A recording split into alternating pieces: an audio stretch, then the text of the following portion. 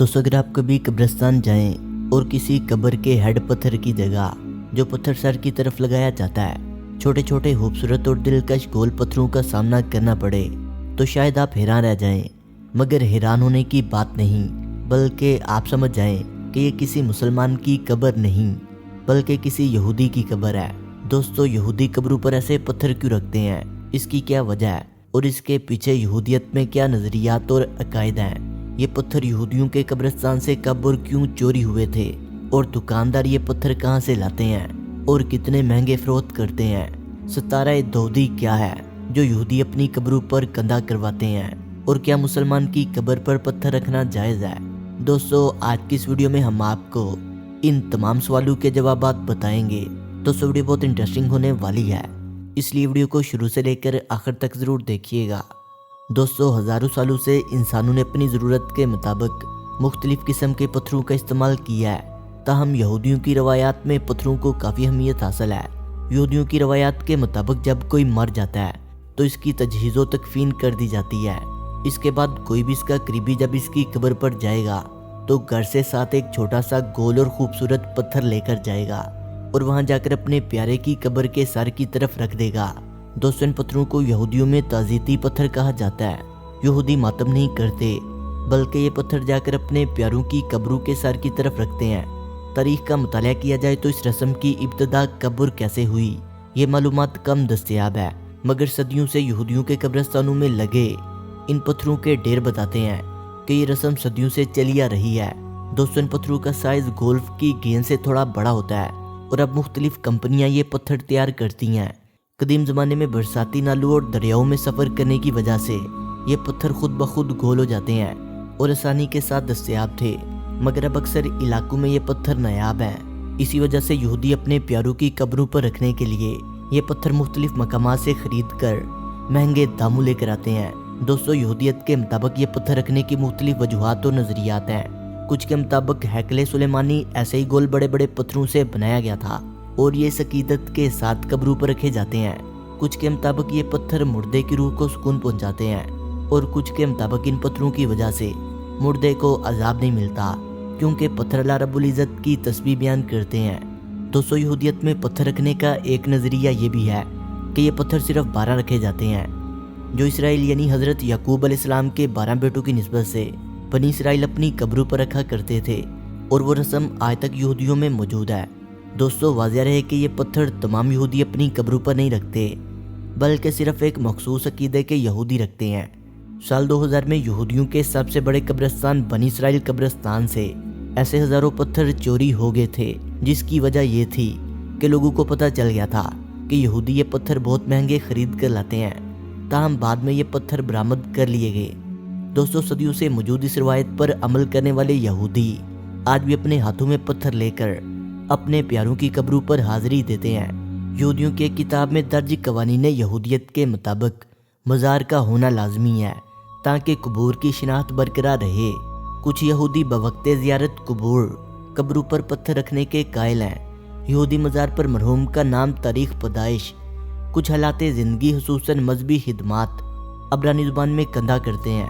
कुछ मजहबी अलामात मसलन सतारा दऊदी, मुनव्वरा आयात तौरात और अक्तबासात 10 अहकाम में लिखे जाते हैं। दोस्तों, अब बात करते हैं सतारा दऊदी की।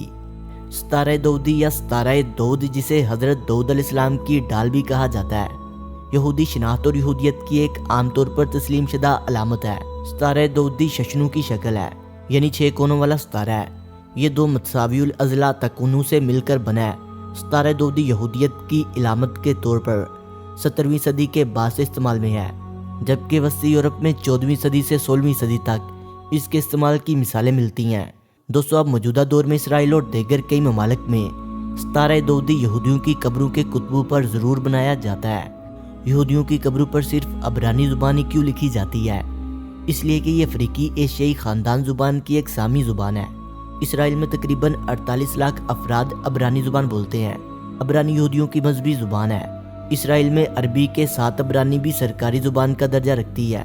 ये अबरानी रस्मुल ख़त में दाएं से बाएं तरफ लिखी जाती है, जैसा कि आप तस्वीर में देख रहे हैं। दोस्तों, अब बात करते हैं कि क्या मुसलमानों की कब्रों पर पत्थर लगाना या कुछ लिखना इस्लाम में जायज़ है।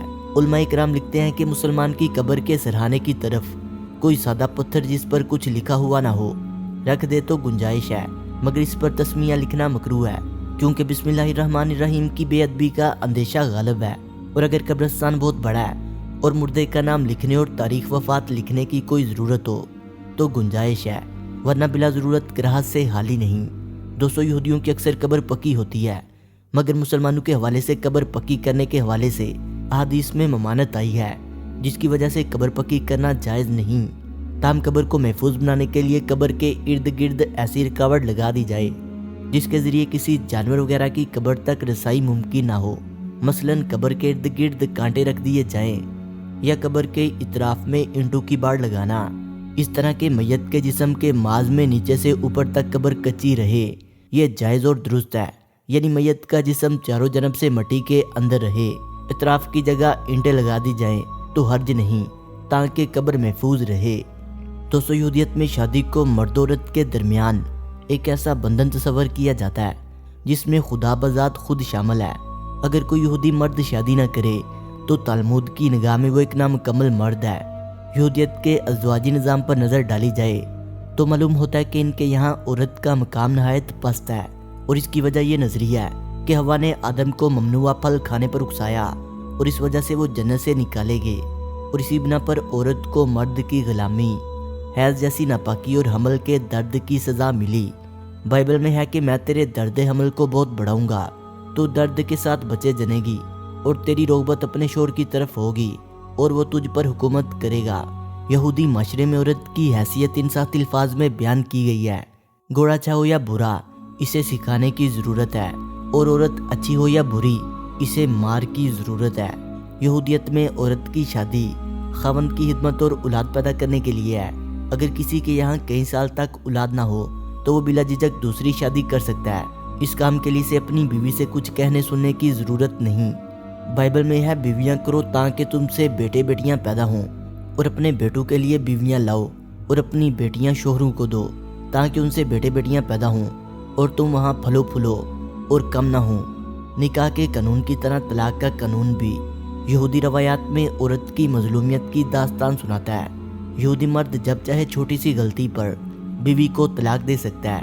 اگر یہودی مرد کو اپنی بیوی سے زیادہ خوبصورت عورت مل جائے اور وہ اس عورت کے ساتھ زندگی گزارنا چاہتا ہو تو وہ اپنی پہلی بیوی کو طلاق دے سکتا ہے، کیونکہ ان کو یہ حق مذہب نے دیا ہے۔ یہودی معاشرے میں مرد جتنی چاہے بیویاں رکھ سکتا ہے۔ دوستو، ویڈیو اچھی لگنے کی صورت میں سے لائک کریں، کمنٹ کریں اور اپنے دوستوں سے شیئر کریں، اور جنہوں نے ابھی تک ہمارے چینل فیکٹس ود شانی کو سبسکرائب نہیں کیا وہ اسے سبسکرائب کرتے ہوئے بیل آئکن پر کلک کر کے آل نوٹیفیکیشن کو انیبل کر لیں۔ ملتے ہیں ایک نئی ویڈیو کے ساتھ، تب تک کے لیے خدا حافظ۔